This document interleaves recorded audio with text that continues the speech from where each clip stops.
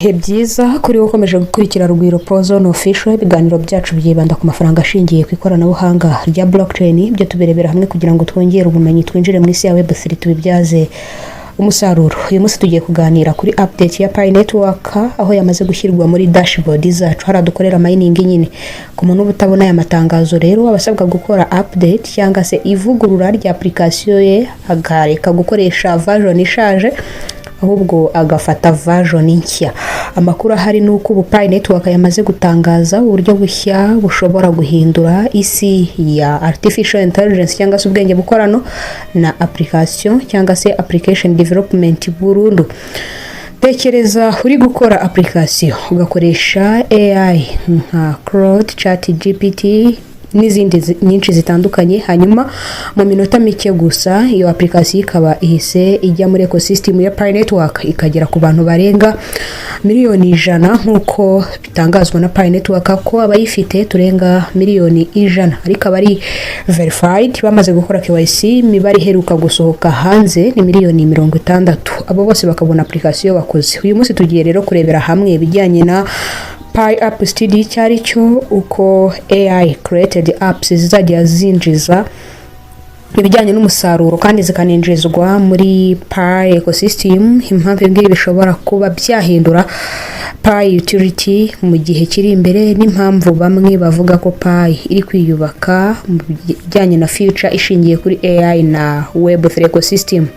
Reka duhere ku gice kijyanye na Pi App Studio icyari cyo. Pi Network yashyizeho uburyo bushya muri Pi App Studio bufasha umuntu gukora ibijyanye na application hifashishijwe AI coding tools, harimo nk'ibijyanye na Claude Code, Repiti n'ibindi bitandukanye, harimo na Codex.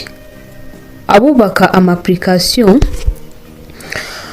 bagenda babimenyera ko isi igenda shifting hifashishijwe AI, ariko kubaka app hanze ya Pi ecosystem bigenda bishoboka. Mbere twasabwaga kuyubakira muri Pi, hanyuma rero muri Pi App Studio ugenda uhabwa umusada cyangwa se inkunga kugira ngo ubake Pi app byoroshye cyane. Ibi bivuze ko utagikeneye kuba professional developer.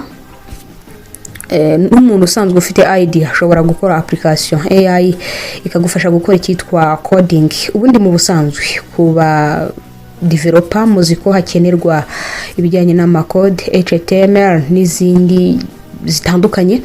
Pi Network rero itanga ibijyanye na distribution n'abantu bagenda bayikoresha. Igice kindi rero kijyanye n'impamvu ibingibi ari big deal ku bantu bari basanzwe bubaka ibijyanye n'ama application. Ikintu gikomeye cyane hano ntabwo ari ukubaka app gusa. Ikibazo gikomeye ku isi ya AI ubu ni ukuvuga ngo nyuma yo gukora application abantu bazayikoresha bate. Hari abantu benshi rero bashobora gukora apps bakoresheje AI, ariko kubona abayikoresha bikaba ikibazo gikomeye cyane. Niho Pi Network iri kuvuga iti ngwino uzane app yawe muri ecosystem yacu maze tuguhuze n'abakiriya barenga miliyoni 60. Ibi bivuze ko rero Pi ishaka kuba distribution network, payment ecosystem, AI business ecosystem ndetse na Web3 marketplace y'ama apps. Igice kindi dushobora gukomerezaho nuko bikora. Pi yavuze ko ikijyanye na integration ishobora kurangira mu minota 2 gusa. Pi App Studio itanga prompt za copy paste. Kwa kundi nyine prompt ku bantu batayizi ni nk'igitekerezo ariko gikoreye ubugororangingo cyamaze gutunganywa burundu. Iyo prompt ibirimo ibyo ushaka byose ko biza kuza kugaragara muri ya projet ushaka gukora, nanone ukabihabwa mu buryo buri copy paste ku buryo utaza no kwibagirwa n'akadomo. Ibingibi rero Pi App Studio igiye kugibitanga, kandi AI prompt zizahita zifasha kuba hatangira gukorwa application yawe hifashishijwe Pi SDK, Pi login, Pi payment ndetse no gukwirakwiza amategeko ya Pi ecosystem.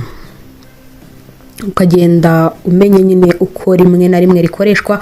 Niba muri application yawe hari error yabayemo, ngewe natangira kubikora bakavuga bati naga ibingibi biza gukunda, hagomba gukurikizwa amategeko n'amabwiriza. Ibingibi rero bivuze ko ba creator bazajya bakora ibijyanye no gukoresha ubwenge buhangano hadakenewe gusubiramo gukora coding yose kuva ku ntangiriro. Reka dukomereze ku kijyanye na connection enye nk'ingero batanze muri video ya Pi Network bacishije muri dashboard zacu. Bagaragaje game ya connection enye zakozwe na AI platform hanze ya Pi ecosystem. Hanyuma Pi App Studio ihita izinjiza muri Pi ecosystem. Nta bijyanye na rebuilding cyangwa se kongera kubaka bibayeho, nta coding nshya nyinshi zikozwe, nta integration igoranye ibayeho. Ibi ngibi rero bishobora gufasha ba creator cyangwa se babandi bahanga ibijyanye no kwihutisha development, kubona mainnet approve vuba no kugera ku bantu bakeneye ibyo ngibyo turi gukora nyine benshi. Pi Network rero irashaka iki ku bijyanye no kubaka ibi ngibi byinshi bitandukanye. Abenshi rero bari kubihuza no kuba Pi Network ishaka kuba yayobora mu bijyanye na ecosystem ya AI apps, hanyuma kandi na ecosystem ya online business, ndetse n'ahantu ba creator bashobora gukorera amafaranga yabo. Bivuze ko mu gihe AI yoroshya gukora software competition no kubona abayikoresha bashobora kuba barushaho kwiyongera, bishobora kongerera ibijyanye n'ubumenyi babandi n'ubundi bari basanzwe ari abapiyoniye basanzwe bakaza guhinduka aba developer b'abahanga. No kuvuga ko rero ahazaza atari kubaka application gusa, ahubwo future cyangwa se ahazaza bari kuhatagatinga hifashishijwe ibijyanye no kongera ubumenyi kandi bakigereza serivisi abazaza bazikenera. Hariho Pi ibijyanye no kuba yashyira imbaraga mu bindi byose babaye babigenjeje gake, ahubwo imbaraga ziri mu bice bikurikira: KYC verified users, kwemeza umuntu nyawe niwo musingi, niyo fondation iyi projet iteretseho. Pi wallet, kureba hahandi twohererezanya amapayi. Pi payment, Pi ad network, ndetse na manufacture ya web3 bishobora guteza ibijyanye na Pi coin imbere mu gihe cyose abantu benshi batangiye gukoresha ama apps muri Pi. No kuvuga ngo na babandi batari bari kuri projet ya Pi batari abamayina ariko bakunda ibijyanye na coding, kubaka ama application, gukora imirimo y'aba developer, bashobora kwisunga Pi kugira ngo bubakire hizo application badasanzwe bakunda projet ya Pi ariko bakazanwa n'ibyo ngibyo Pi iri kugenda izana. Bishobora rero kuzamura utility ya Pi coin, ishobora kwiyongera, Pi payment zigakoreshwa cyane, ecosystem igakura cyane, kuko buri app ishobora gushyirwamo ibi bikurikira: kwakira Pi payment, gukoresha Pi wallet, ndetse no gukoresha Pi users. Ibi ngibi rero nibyo benshi bari kwita real utility ya Pi Network. Turi kugana ku musozo.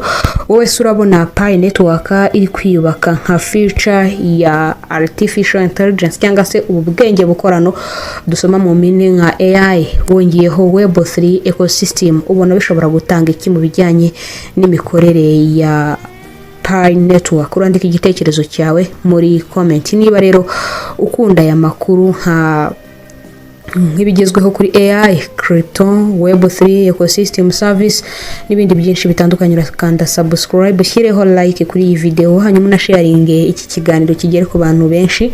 Gusa nanone turimo tuganira kuri ibi ngibi, abanyamuryango ba Pi Network binubira cyane ibijyanye n'amatangazo abashinze uyu mushinga barushaho kugenda batambutsa mu ma application aho kugira ngo bashyire ku isoko ibijyanye n'ikoreshwa ry'iri faranga ritegerejwe imyaka irenga 6.